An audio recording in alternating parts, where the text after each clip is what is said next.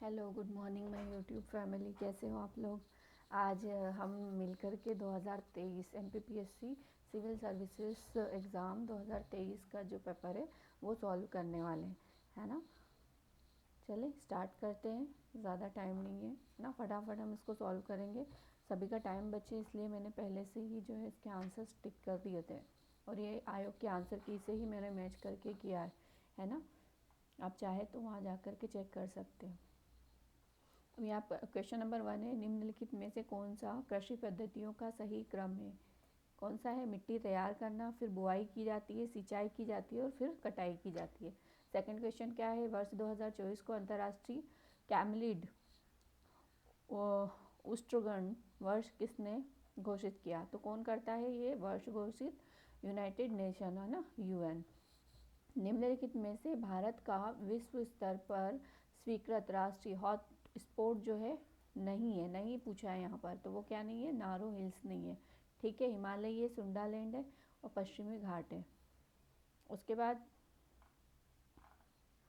सूर्य के व्यापक अध्ययन के निम्नलिखित में से कौन सा इसरो का हाल ही का वैज्ञानिक मिशन है ना। तो ये सभी जानते हैं, आदित्य L1 था ये। निम्नलिखित में से कौन सी यूनिट का है ये क्वेश्चन, आप कमेंट करके बताओ मुझे। निम्नलिखित में से कौन सा भारत सरकार का राष्ट्रीय पोषण कार्यक्रम नहीं है। राष्ट्रीय पोषण कार्यक्रम से क्वेश्चन है ये है ये वाला डी वाला, राष्ट्रीय मौखिक स्वास्थ्य कार्यक्रम, ठीक है। बाकी सारे तो है, लेकिन आयोग ने इसके 2 आंसर माने हैं, है ना। ये फ्लोरोसिस की रोकथाम नियंत्रण के लिए राष्ट्रीय कार्यक्रम और राष्ट्रीय मौखिक स्वास्थ्य कार्यक्रम, ये 2 आंसर माने हैं आयोग ने। निम्नलिखित में से कौन सा सबसे स्थिर पारिस्थितिकी तंत्र है। तो वो कौन सा है, समुद्री पारिस्थितिकी तंत्र। निम्नलिखित में से कौन सा जैव निम्नीकरण बायोडिग्रेडेबल प्रदूषक नहीं है ना। प्रदूषण वाला टॉपिक दे रखा है यूनिट 7 में, वहीं से ये क्वेश्चन है ना। तो ये प्रदूषण का जो सब टॉपिक आता है प्रदूषक, उससे है ये, है ना। तो क्या आ जाएगा, कीटनाशक। नेक्स्ट क्वेश्चन, पारिस्थितिकी तंत्र में ऊर्जा का प्रवाह निम्न से उच्च पोषण स्तर पर जाने से कम होता है, इसे निम्नलिखित द्वारा समझा जा सकता है। किसके द्वारा समझा जा सकता है, थर्मोडायनामिक्स का जो द्वितीय नियम है उसके द्वारा समझा जा सकता है। ऑस्टियोक्लास्ट किसको बोलते हैं, तो ये हड्डी निर्माण को बोलते हैं, लेकिन आयोग ने जो है 2 आंसर माने हैं, हड्डी टूटना और हड्डी निर्माण, तो ये ध्यान रखना। ग्रीन मफलर, अगेन इसके भी आयोग ने 2 आंसर माने हैं, है ना। मफलर जो है वो ध्वनि प्रदूषण से संबंधित होता है, लेकिन पता नहीं क्यों आयोग ने ये 2 माने हुए, है ना। पर आप यहाँ पर ये याद रखेंगे, है ना, ग्रीन मफलर से कौन सा प्रदूषण संबंधित है, ध्वनि प्रदूषण। व्यवसाय सुधार कार्य योजना 2020 के लिए राज्यों के मूल्यांकन में मध्य प्रदेश का प्रदर्शन कैसा रहा। तो अचीवर्स का दर्जा मिला था, कब, 2020। मध्य प्रदेश निम्नलिखित में से जिलों को 2011 की जनगणना के अनुसार उनकी दशकीय, है ना, जनगणना वाला टॉपिक दे रखा है, दशकीय वृद्धि दर पूछिए यहाँ पर। 2001 से 11 के अकॉर्डिंग आपको उच्चतम तक करना है, निम्नतम से उच्चतम तक व्यवस्थित करना है। तो वो कौन कौन से हैं, अनूपपुर है, मंदसौर है, बैतूल है और छिंदवाड़ा है ना। तो सबसे कम कहाँ रही थी दशकीय वृद्धि दर, अनूपपुर में, फिर से ज़्यादा मंदसौर, फिर बैतूल, फिर छिंदवाड़ा। अगला क्वेश्चन, टांटिया मामा आर्थिक कल्याण योजना का उद्देश्य क्या है। तो इसका उद्देश्य है जो आपके SC कैटेगरी के, ST कैटेगरी के जो BPL श्रेणी वाले लाभार्थी है उनको नए उद्योगों के लिए कम लागत वाले उपकरण और कार्यशील पूंजी की आपूर्ति करना इसका उद्देश्य है ना। टांटिया मामा आर्थिक कल्याण योजना, बहुत क्वेश्चन आ रहे हैं, अभी भी आएंगे इससे, है ना, तो पढ़ लेना इसको। अगला क्वेश्चन है, मध्य प्रदेश के किस शहर में ट्रांसफार्मर और संबंध उत्पादों के उत्पाद के लिए समर्पित क्लस्टर है। तो क्लस्टर भी आप पढ़ लेना, क्लस्टर से भी क्वेश्चन आते हैं और बाहर आते हैं।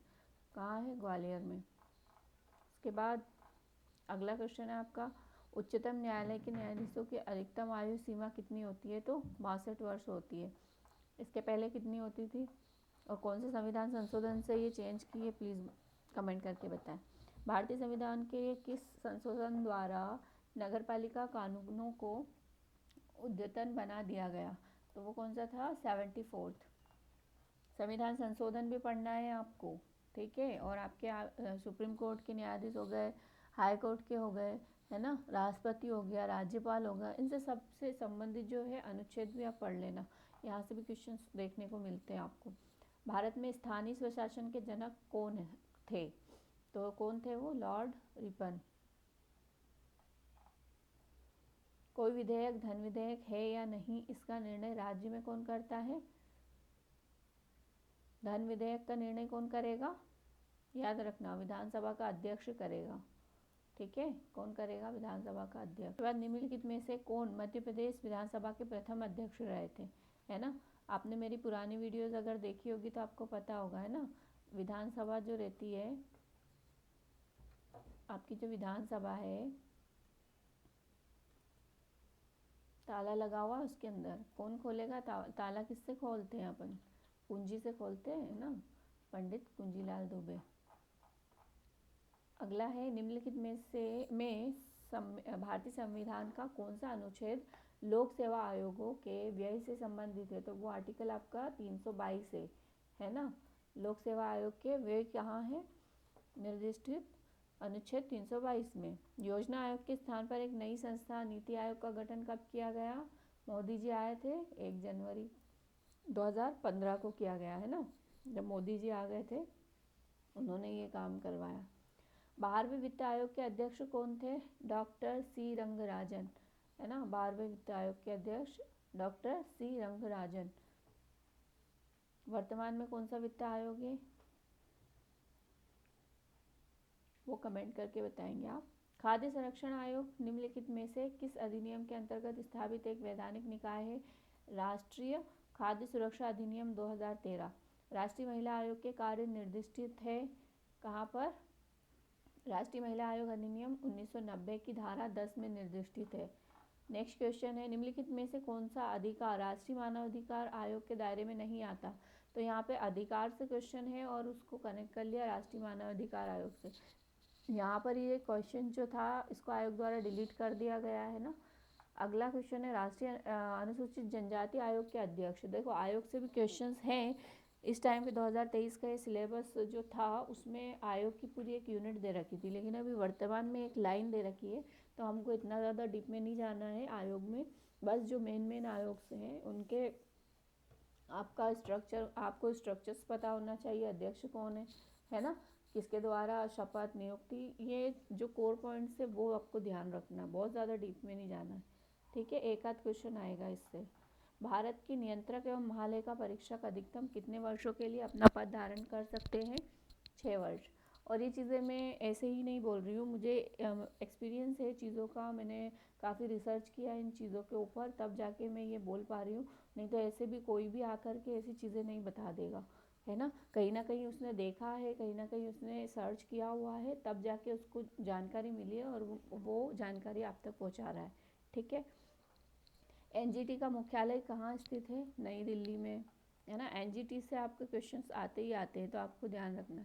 सिविल सेवा परीक्षा की समीक्षा हेतु संघ लोक सेवा आयोग ने जुलाई 2000 में किसकी अध्यक्षता में एक समिति का गठन किया था? तो वो प्रोफेसर योगेंद्र कुमार अलग, ठीक है। आयोग ने इसका आंसर ये माना है। Amateur kabaddi federation of India AKFI का मुख्यालय कहाँ है? कबड्डी फेडरेशन का मुख्यालय पूछा है, कहाँ पर है? दिल्ली में है। निम्नलिखित में से कौन सी खिलाड़ी टोक्यो ओलंपिक 2020 में भारतीय महिला हॉकी टीम में शामिल रही? तो ये सभी रहे थे, ठीक है। मेजर ध्यानचंद खेल रत्न पुरस्कार 2022 किस खिलाड़ी को प्रदान किया गया? तो शरद कमल को प्रदान किया गया था।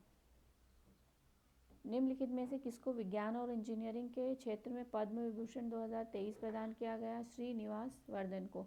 अभी एक क्वेश्चन आप देख रहे हैं अभी 25 के लिए, यहाँ से आप एक अंदाज़ा लगा सकते हैं कि हमको कौन कौन से अवार्ड्स पढ़ना है, कौन कौन से इम्पोर्टेंट है ना। तो वर्तमान में जो मिले हैं हम वो पढ़ के ही जाएँ। निम्नलिखित में से कौन सा सुमेलित नहीं है? तो ये वाला नहीं है। केंद्रीय भारतीय भाषा संस्थान मुंबई में है, ये गलत है ना। कहाँ पर है ये आप कमेंट करके बताएंगे मुझे। जहाँ तक मुझे ध्यान है ये दिल्ली में है। भारत ने अपना पहला थोड़ा सा कन्फ्यूज़न हो रहा है, प्लीज़ बताइए दिल्ली में है या हैदराबाद में। भारत ने अपना पहला एक दिवसीय अंतर्राष्ट्रीय क्रिकेट मैच किस देश के साथ और किस वर्ष में खेला था? तो इंग्लैंड के साथ खेला था पहला, और 1974 में खेला था। 21 जून को अंतर्राष्ट्रीय योग दिवस के रूप में मनाया जाना किस वर्ष से प्रारंभ हुआ? तो ये आपके 2015 से प्रारंभ हुआ। प्रथम भारतीय महिला सैनिक स्काई ड्राइवर कौन है? मंजू है। ओके, नेक्स्ट क्वेश्चन अपना, निम्नलिखित में से किस उद्योगपति को भारत का इस्पात पुरुष कहा जाता है? तो जमशेदजी ईरानी जी को बोला जाता है। सेंट्रल बैंकिंग अवार्ड 2023 में गवर्नर ऑफ द ईयर पुरस्कार किस देश के सेंट्रल बैंक के गवर्नर को प्रदान किया गया? तो किसको मिला? हमारे भारत।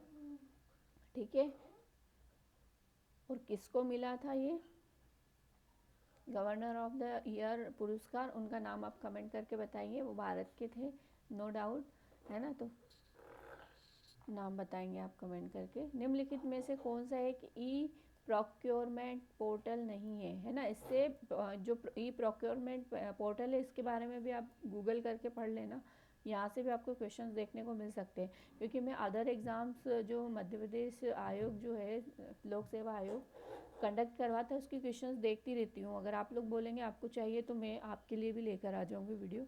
तो वहाँ पर भी ये कई बार पूछा गया है ना, तो हो सकता है इस बार वापस अपने से पूछ ले, है ना? इस बार मतलब 23 में जो पूछा था वो बेसिक सा था, हो सकता है इस बार थोड़ा सा डीप चला जाए, है ना? तो ये एक बार ज़रूर पढ़ना। तो MP ऑनलाइन जो है इससे संबंधित नहीं है। बाकी सब जो MP टेंडर्स, जेम बोलते हैं जिसको इधर, ये जेम और MP टेंडर्स और MP LUN ये संबंधित है उससे, बाकी कौन सा नहीं है। तो MP ऑनलाइन। निम्नलिखित में से कौन सा इंटरनेट कनेक्शन एक प्रकार है जो टेलीफोन लाइनों का प्रयोग करता है ना? इंटरनेट कनेक्शन पूछा है जो क्या करता है? टेलीफोन लाइनों का प्रयोग करता है। DSL। दोस्तों अगर आपको मेरी बोलने की स्पीड ज़्यादा या कम लग रही है तो आप अपने सेटिंग में जाके इसको बढ़ाया घटा सकते हो, ठीक है? अभी मैं जल्दी इसलिए करवा रही हूँ, मुझे तो ऐसा फील हो रहा है मैं बहुत जल्दी करवा रही हूँ, लेकिन आप लोगों को अगर धीरे लग रहा हो तो आप स्पीड बढ़ा के देख सकते हो, क्योंकि अभी टाइम नहीं है किसी के पास, है ना? मेरी कोशिश यही है कि मैं जल्दी जल्दी इसको कवर करवा दूँ कम टाइम में। ई कॉमर्स का निम्नलिखित में से कौन सा लाभ है ना? कौन सी यूनिट का क्वेश्चन है ये कमेंट करके बताएं आप, कौन सा लाभ है? तो 24/7 कार्य करने की क्षमता, ये सबसे बड़ा इसका लाभ है। निम्नलिखित में से कौन सा साइबर हमले का एक प्रकार है जिसमें उपयोगकर्ता को संवेदनशील सूचना को जाहिर करने के लिए छल करना शामिल है? तो वो क्या है? फिशिंग हमला।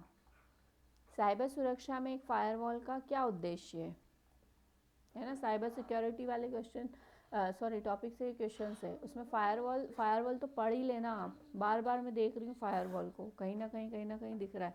एक नेटवर्क की अनाधिकृत पहुंच को विरुद्ध करना, ठीक है, ये इसका उद्देश्य है। फ्लिपकार्ट, अलीबाबा, अमेज़ॉन, ये सब काय के उदाहरण है ये? तो ये सब है ना, आयोग ने दो ऑप्शंस इसके सही बताएं कि ये दोनों B2C और B2B दोनों का उदाहरण है ये। तो जिसने भी ये लगाया होगा उसका सही हुआ होगा। उसके बाद वह प्रोसेस जिसके द्वारा रिसीवर संदेश के स्रोत के द्वारा प्रयोग किए गए संकेतों की व्याख्या करता है ना? यहाँ पर प्रक्रिया पूछी है जिसके द्वारा रिसीवर, है ना, संदेश के स्रोत के द्वारा प्रयोग किए गए संकेतों की व्याख्या करता है, तो क्या कहलाता है वो? सूचीकरण। निम्नलिखित में से कौन सा वेब ब्राउज़र नहीं है ना? वेब ब्राउज़र पता होना चाहिए, अगर आपको पता होगे तो आप जो है उनको तो आइडेंटिफाई कर लोगे, जो नहीं है उसको आप, वही आपका सही आंसर हो जाएगा। ChatGPT का विकास किसके द्वारा किया गया? तो OpenAI द्वारा किया गया। दूसरी पीढ़ी के कंप्यूटरों में कौन से इलेक्ट्रॉनिक उपकरण का उपयोग किया गया था? ये भी आपकी यूनिट 9 के क्वेश्चंस चल रहे हैं ये सब, अगर आपको पता हो, ठीक है? और ये पता है तो बहुत अच्छी बात है, और नहीं पता है तो प्लीज़ थोड़ी मेहनत करो, बहुत बेसिक चीज़ है ये आपके सिलेबस से रिलेटेड। आप जब क्वेश्चन देखें तो आपके माइंड में तुरंत क्लिक होना चाहिए कि ये हमारे जो सिलेबस दे रखा है 10 यूनिट्स दे रखी है, उसमें कौन सा टॉपिक है और किस टॉपिक से ये क्वेश्चन पूछा है। अगर ये चीज़ आपके माइंड में क्लियर हो गई ना, तो बहुत हद तक अगर आपको उस क्वेश्चन का आंसर नहीं पता होगा ना, और ये जो मैं बता रही हूँ ये चीज़ें क्लियर है कि कहाँ इसकी लोकेशन क्या है, कहाँ से ये पूछा गया है, तो आप 100% जो है उस क्वेश्चन को सही कर ले जाओगे, है ना। तो आपका सब लोग बार बार बोलते हैं ना कि आपको लाइन टू लाइन पता होना चाहिए सिलेबस की, तो उसका मेन मोटिव यही है कि क्या चीज़ है जो आपको कहाँ से पूछ सकता है। और आयोग ने बोल दिया है साफ साफ कि वो आउट ऑफ क्वेश्चंस नहीं पूछता है, सब कहाँ से पूछता है, आपके सिलेबस से ही पूछता है, ठीक है। तो आपको पता होना चाहिए। चलो ज़्यादा टाइम खराब ना करते हुए आगे बढ़ते हैं। क्या यूज़ किया था, तो उसमें ट्रांजिस्टर। नेक्स्ट, टाटीपाका तेल रिफाइनरी कहाँ स्थित है, आंध्र प्रदेश में। ओके, निम्नलिखित सागरों में से कौन सा गाजा स्ट्रिप के पास स्थित है, भूमध्य सागर। निम्नलिखित का सही मिलान कीजिए। तो इसमें क्या आएगा, ए का बेलाडीला कहाँ है, छत्तीसगढ़ में, केंदुझर आपके उड़ीसा में, बालाघाट आपके मध्य प्रदेश में, और कुद्रेमुख कहाँ हो जाएगा आपका, कर्नाटक में। नेक्स्ट क्वेश्चन इज, निम्नलिखित में से पटल विरूपण, पटल मीन्स ऐसा लग रहा है ना पलटना, विरूपण प्रक्रिया के अंतर्गत कौन सी प्रक्रिया नहीं आती है ना, तो वो क्या है, विषमांगी। राज्यों के अधिकतम से न्यूनतम साक्षरता अनुसार सही क्रम को इंगित कीजिए, है ना। तो भारतीय जनगणना 2011 के अनुसार पूछा है इसने, ये भी जनगणना से क्वेश्चन है। अभी मध्य प्रदेश का भी आपने देखा था ऊपर, और ये है आपके भारत का, ठीक है। जनगणना वाला टॉपिक नहीं छोड़ना, हर साल 2 क्वेश्चन यहाँ से फिक्स है, आते ही आते हैं, है ना। तो जो लाइन में आपके सिलेबस में लिखी हुई है, ओके,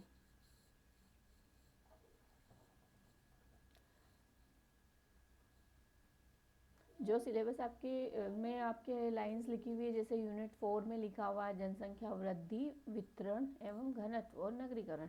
तो वृद्धि आपके को पता होना चाहिए, वितरण पता होना चाहिए, घनत्व और नगरीकरण, ये 4 मेन कोर पॉइंट तो आपको जनगणना से पता होना चाहिए मध्य प्रदेश की। और भारत की बात करें तो भारत की जनसंख्या में यूनिट 3 में आप सबसे लास्ट में देख सकते हो कि जनसंख्या वृद्धि है, वितरण है, घनत्व है, ग्रामीण और नगरीय प्रवास, है ना। तो ग्रामीण और नगरीय प्रवास से अगर क्वेश्चन आएगा तो आप उसको हैंडल कर ले जाओगे, अगर आपने ये चीज़ पढ़ी हुई है ना। सब कुछ सिलेबस से आता है, कुछ बाहर से नहीं आता है, और बेसिक क्वेश्चन ही आते हैं, इतना ज़्यादा लोड लेने की ज़रूरत नहीं है। 80 क्वेश्चन ऐसे, 60 क्वेश्चन तो आपको नॉर्मल मिलेंगे, जो कहीं से भी मतलब बेसिक चीज़ें भी आपने टॉपिक से रिलेटेड पढ़ी होगी तो आप कर लोगे, कॉन्सेप्ट क्लियर कर लिए तो। और 20 में थोड़ा माइंड लगाना पड़ेगा, और 20 क्वेश्चन तो ऐसे आते हैं कि वो एक्सपर्ट्स लोग ही कर पाते हैं।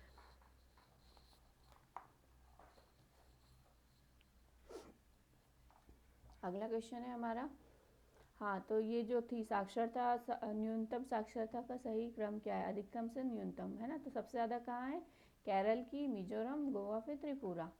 निम्नलिखित में से कौन सी वायुमंडलीय परत जलवायु और मौसम में सभी परिवर्तनों के लिए जानी जाती है, क्षोभ मंडल।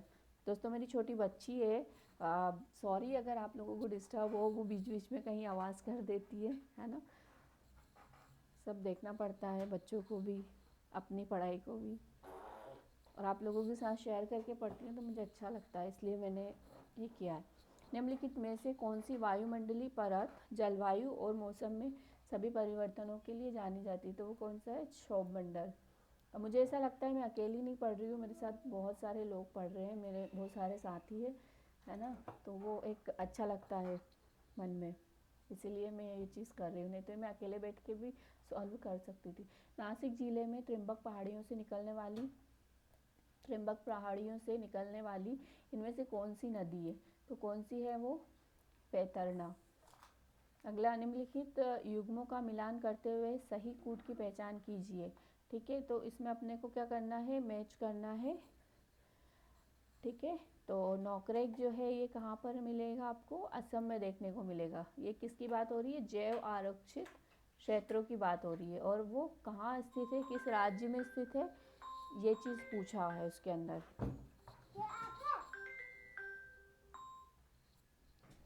ओके, सेकंड, मानस कहाँ पर है, मेघालय में।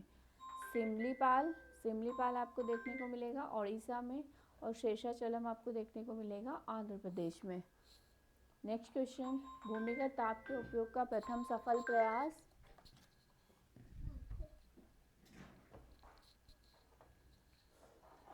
सफल प्रयास कहाँ किया गया था? भूमिगत ताप के उपयोग का प्रथम सफल प्रयास कहाँ किया गया था? बोइजे, इडाहो, यूएसए में। उसके बाद निम्नलिखित में से किसे मॉलिसिस बेसिन भी कहा जाता है? तो मिजोरम को बोला जाता है ये। किस अधिवेशन में कांग्रेस नरम और गरम दल में विभाजित हो गई थी? तो वो कौन सा था? सूरत अधिवेशन। वर्ष 1948 में बुंदेलखंड और बघेलखंड को जोड़कर क्या बनाया था? विंध्य प्रदेश बनाया था। आप लोग अगर एमपी का नक्शा आपको पता है ना, तो ये इस वाले एरिया की बात कर रहे हैं, है ना। तो यहाँ पर इसको जोड़ करके क्या बनाया था? विंध्य प्रदेश बनाया था। डायग्राम पे मत जाना, जल्दी जल्दी में बना दिया। निम्नलिखित में से कितनी रियासतें 15 फरवरी 1948 को सौराष्ट्र संघ में मिलाई गई थी? तो 222। 222 याद रखना, बहुत ईजी है। निम्नलिखित में से किसके द्वारा प्रथम बार पाकिस्तान शब्द का प्रयोग किया गया था? तो वो कौन थे? चौधरी रहमत अली थे। ठीक है, रहमत अली। राष्ट्रीय आंदोलन के प्रथम चरण में कांग्रेस को निम्नलिखित में से कौन सी मांग नहीं थी?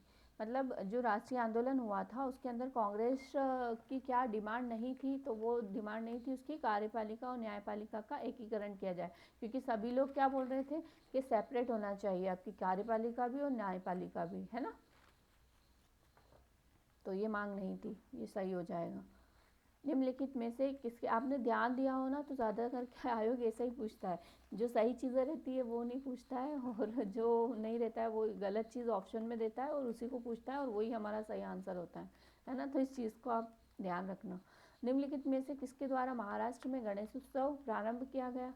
तो बाल गंगाधर तिलक जी के द्वारा किया गया था। अगला क्वेश्चन है हमारा, निम्नलिखित में से किस वर्ष में नादिर शाह ने भारत पर आक्रमण किया था? तो 1739 में। आर्य मंजूश्री, मूल कल्प निम्न में से किससे संबंधित है ना। तो ये यहाँ पर दो आंसर आयोग ने इसको एक्सेप्ट किया है, महायान और वज्रयान से संबंधित इसको बताया है।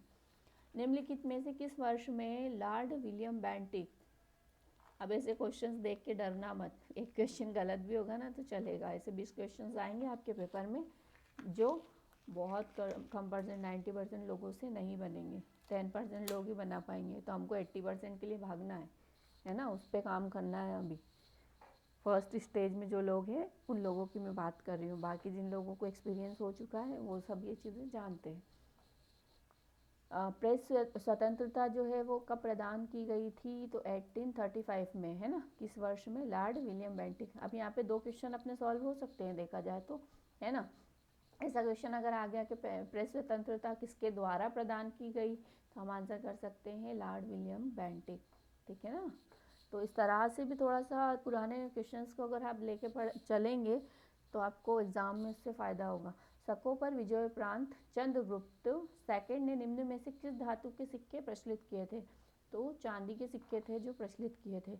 वर्ष 2021-22 में भारत में तांबा उत्पादन में मध्य प्रदेश किस स्थान पर था? तो वो प्रथम स्थान पर था। निम्नलिखित में से मध्य प्रदेश की कौन सी नदी 3 राज्यों में प्रवाहित होती है? तो वो माही है। माही से क्वेश्चन आया है नदियों से, और माही जो है कहाँ से निकलती है? ये आपके धार से, है ना। और ये एकमात्र नदी है जो कर्क रेखा को क्या करती है? 2 बार काटती है। ठीक है ना। तो इसके फैक्ट भी आपको कर लेना है माही नदी के। निम्नलिखित में से कौन सी और किस किस दिशा में प्रवाहित होती है ये? तो ये होती है पूर्व से पश्चिम की ओर, है ना। पश्चिम की ओर प्रवाहित होती है और कहाँ जाके मिल जाती है? आपके अरब सागर में जाके मिल जाती है। नेक्स्ट क्वेश्चंस क्या है आपके, देख लेते हैं, कुछ ही बचे हुए हैं बस। 73 पे आ गए अपन।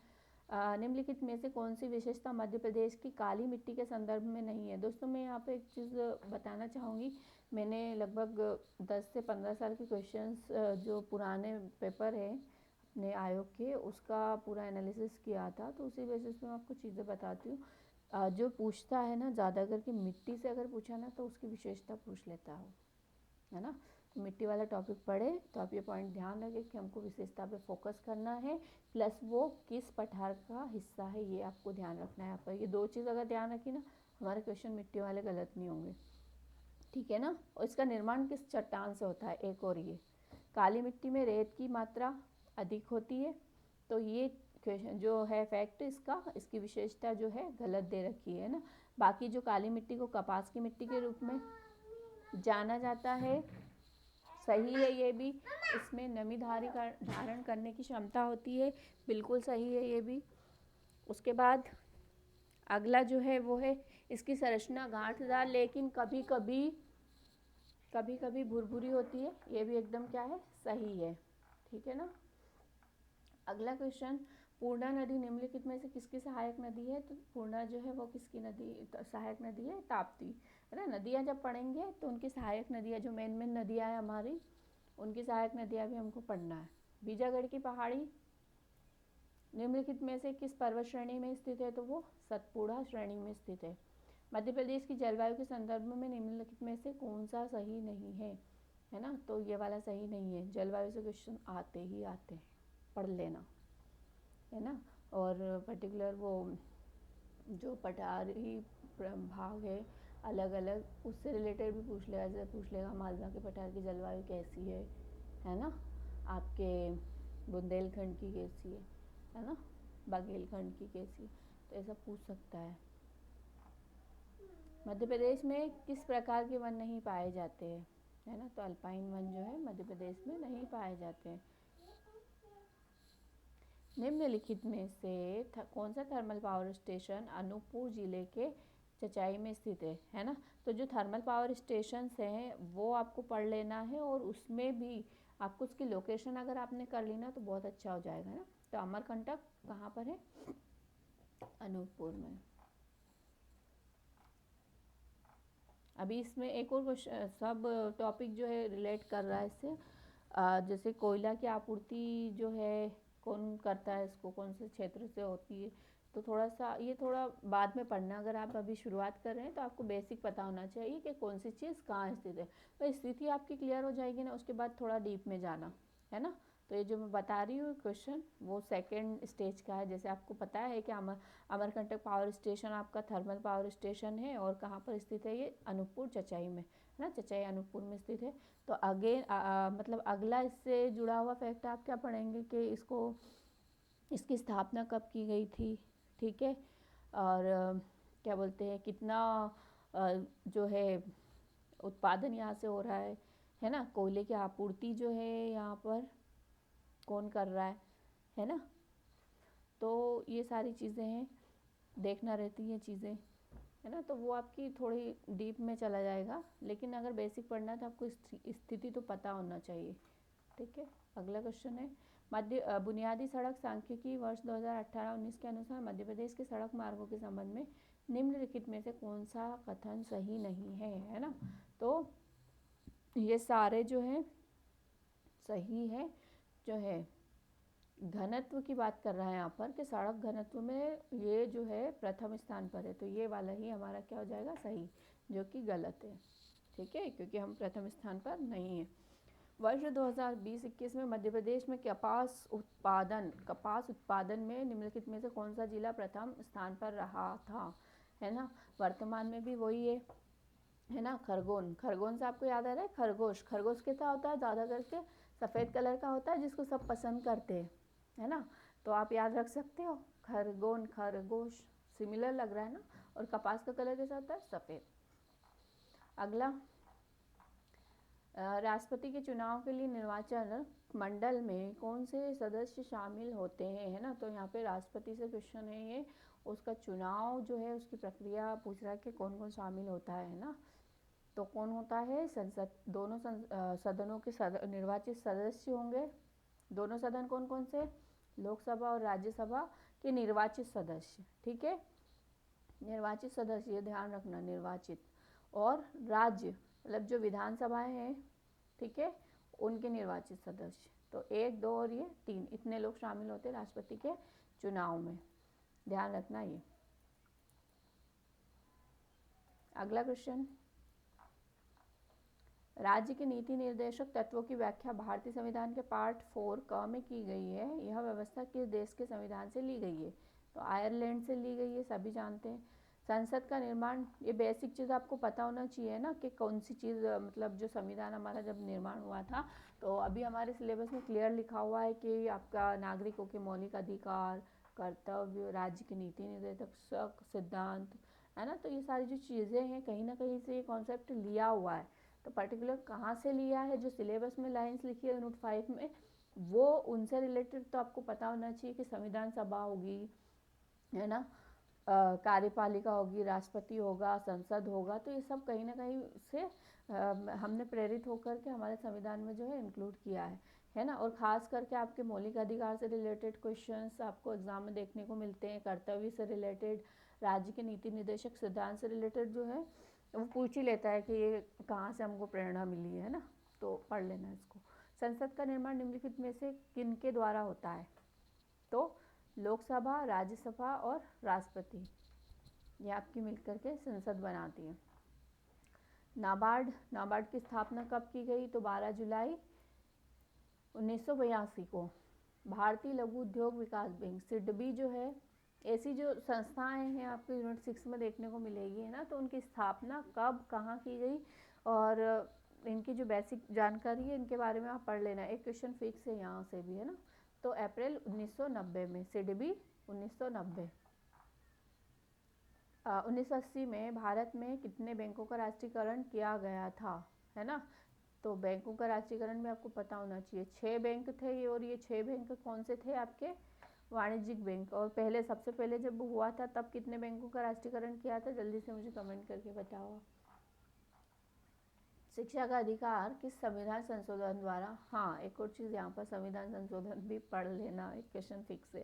शिक्षा का अधिकार किस संविधान संशोधन द्वारा मौलिक अधिकार में शामिल किया गया? तो वो था 86वां, 86वां संविधान संशोधन, है ना। अब ऐसा लिख के दे दिया आयोग ने, बहुत सारे लोगों को इसको पढ़ने में प्रॉब्लम हो रही होगी, उसको पता भी होगा तो ये पढ़ते पढ़ते वो स्किप कर जाएगा, क्योंकि जो एग्ज़ाम का प्रेशर होता है ना वहाँ एग्ज़ाम हॉल में, जो चीज़ें आती है वो भी भूल जाते हैं लोग। तो हमको वैसा नहीं करना है, हमको क्या करना है, बिल्कुल नॉर्मल होके बैठना है। जैसा हम अभी पेपर सॉल्व कर रहे हैं ऐसे ही वहाँ बैठ करके हम पेपर सॉल्व करेंगे, है ना। सबसे पहले वो क्वेश्चन हम हाँ मैं लाती हूँ। सबसे पहले वो क्वेश्चन सॉल्व करेंगे जिसका 100% हमको क्वेश्चन का आंसर आता हो, वो करेंगे। उसके बाद दिमाग लगाएंगे, है ना। और वो हर चीज़ को सॉल्व करने का भी तरीका होता है, अगर आप लोग बोलेंगे तो मैं वो आपके लिए लेकर आऊँगी, ठीक है। अनुच्छेद 51 का मौलिक कर्तव्य की व्याख्या करता है। फिलहाल कितने मौलिक कर्तव्य का उल्लेख है? तो 11। किस संविधान मौलिक कर्तव्य से क्वेश्चन आ गया है, देखना, है ना। तो वो जो तीन, एक लाइन में 3 टॉपिक दे रखे हैं ना, तीनों से क्वेश्चन देखने को मिले यहाँ पे। 1 2 3 मौलिक अधिकार से एक आ गया, कर्तव्य से आ गया, नीति निर्देशक सिद्धांत से आ गया। कुछ भी नहीं छोड़ना है हमको, सब पढ़ना है। संविधान सभा का निर्माण लेकिन किस तरह से पढ़ना है ये आपको कब पता चलेगा? जब आप खुद से एनालिसिस करेंगे। ऐसे तो आपको कोई भी आके कुछ भी बता के चला जाएगा, ऐसा नहीं करना अपने को। जब आप खुद से करोगे ना तो बहुत सारे कॉन्सेप्ट आपके क्लियर हो जाएंगे। और जो जब आप पढ़ोगे ना, स्टडी करने बैठोगे, आप कोई टॉपिक उठाओगे तो ऑटोमेटिक वो चीज़ें आपके सामने आएगी कि नहीं मुझे इस टॉपिक में ये इंपॉर्टेंट है, ये करना है। और जो वो सब लोग बोलते हैं ना कि आपको 20% जो है सिलेबस को सिलेक्ट करना पड़ता है और उसको अपना 100% देना पड़ता है, तो वो चीज़ कब आएगी? जब आप प्रॉपर एनालिसिस करेंगे, आयोग क्या चाहता है, क्या डिमांड कर रहा है, वो सब आप यहाँ से पता कर सकते हैं, ठीक है। मुझे भी नहीं पता था, मैंने भी ये सारी चीज़ें करी तब जाके नॉलेज आया, और मैं आप लोगों के साथ शेयर कर रही हूँ, है ना। तो हो सकता है बहुत सारे लोगों का टाइम भी बच जाए इससे, है ना। कैबिनेट मिशन योजना, संविधान सभा का निर्माण जो है किस योजना के तहत किया गया था? तो कैबिनेट मिशन योजना के तहत, है ना। किसी भी यूनिट को पढ़ने के पहले हमको कॉन्सेप्ट क्लियर होना चाहिए कि इससे कैसे क्वेश्चन आ रहे हैं, कैसा नहीं है, किस तरह से बना के पूछा। हम सीधे सीधे जो पढ़ते हैं, हमारी जो थ्योरी दे रखी है वो तो सीधी सीधी दे रखी रहती है, लेकिन आयोग थोड़ा सा घुमा लेता है और फिर पूछता वही है लेकिन थोड़ा घुमा फिरा के पूछता है ना। तो आपने अगर पेपर सॉल्व किए हुए हैं तो ये सबसे बड़ा बेनिफिट आपको मिलने वाला है इसका, है ना। तो कहीं ना कहीं मैं इसलिए ही ये लेकर आई हूँ ताकि मेरा तो भला होगा ही, मैं सॉल्व कर रही हूँ और करवा भी रही हूँ, और आप लोग करेंगे तो आपका भी होगा, है ना। तो बने रहिए, मैं पूरा मतलब 2014 से लेकर के 2024 तक के सारे क्वेश्चंस आपको यहाँ पे करवाऊंगी, है ना। अगला क्वेश्चन है, भीमा नायक का संबंध किस रियासत से था? तो बड़वानी। जनजाति नेता सीताराम कंवर और रघुनाथ सिंह मंडलोई भिलाला अंग्रेज विरोधी क्रांति में कब शामिल हुए थे? तो 1857 में, है ना। जैसे अभी 24 का जो पेपर हुआ था ना, उसमें भिलाला पूछ लिया था, मैक्सिमम लोगों से नहीं बना था ये। अगर 23 का उन्होंने ये पढ़ा होता और यहाँ पे ध्यान दे दिया होता कि ये भिलाला क्या होता है ना, इसको थोड़ा सा भी गूगल कर लेते ना तो इसकी लोकेशन पता चल जाती, तो अगले साल 24 में उनका क्वेश्चन गलत नहीं होता।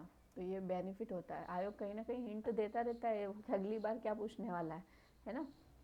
तो हमको ध्यान देना है इनके ऊपर।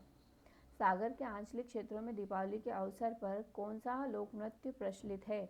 तो वो कौन सा है? मौनी, है ना। और कौन सी जाति करती है ये? जनजाति करती है, ये आप मुझे कमेंट करके बताएं, है ना। नृत्य छोड़ना ही नहीं है जनजातियों के, बिल्कुल पढ़ना है। चित्रकूट, एक क्वेश्चन फिक्स है यहाँ से भी। चित्रकूट धार्मिक स्थल को किस एक अन्य नाम से भी पहचाना गया? तो उसको क्या बोलते हैं? ब्रह्मपुरी, है ना। ये जो अपने वर्तमान जिले हैं, इनके प्राचीन नाम भी आपको पता होना चाहिए, एक क्वेश्चन आ ही जाता है। अभी जैसे यहाँ पे 3 दूसरे दे दिए, एक सही दे दिया, और हो सकता है किसी जिले के 3 से 4 नाम हो, तो उसमें से 3 सही नाम दे देगा, एक कोई और दे देगा, उसमें बोल देगा कि कौन सा इसका प्राचीन नाम नहीं रहा है, या फिर जोड़ी मिलाने को दे देगा, 4 जिले रख देगा इधर वर्तमान में जो है, और 4 उनके प्राचीन नाम रख के जोड़ी मिलाने को दे देगा, है ना। तो आपको ये क्वेश्चन मिलेगा, ये भी प्राचीन नाम से भी, है ना। और ख़ास करके जो धार्मिक स्थल है ना, उनके प्राचीन नाम तो आपको पता होना चाहिए, और उसमें भी हिंदू धर्म के, है ना, बिल्कुल पता होना चाहिए। अगला, मुकुट, साहित्यकार पता होना चाहिए। साहित्य रचना किसकी? आपकी सुभद्रा कुमारी चौहान की।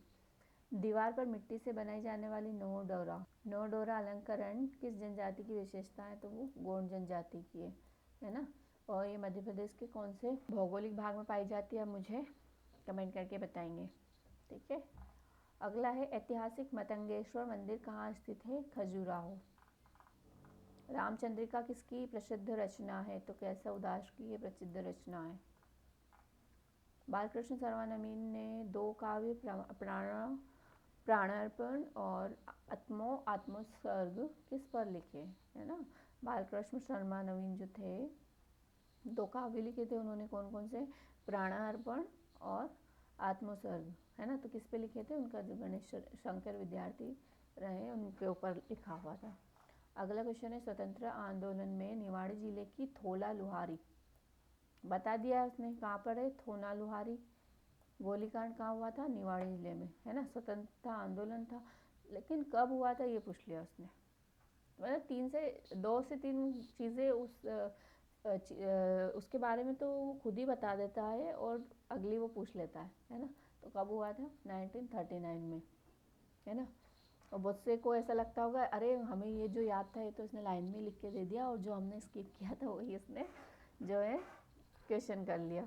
तो स्किप कुछ नहीं करना है, मेन चीज़ें हर फैक्ट की आपको कवर करना है, हर टॉपिक की कवर करना है ना। हर टॉपिक के जो मेन फैक्ट्स हैं वो कवर करना है। कैसी लगी दोस्तों आपको क्लास? और बीच बीच में थोड़ा सा डिस्टर्बेंस हुआ है, उसके लिए मैं आपसे माफ़ी मांगती हूँ।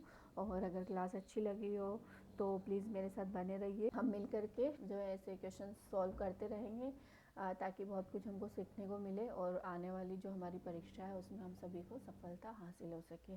Thank you for watching, take care, bye bye.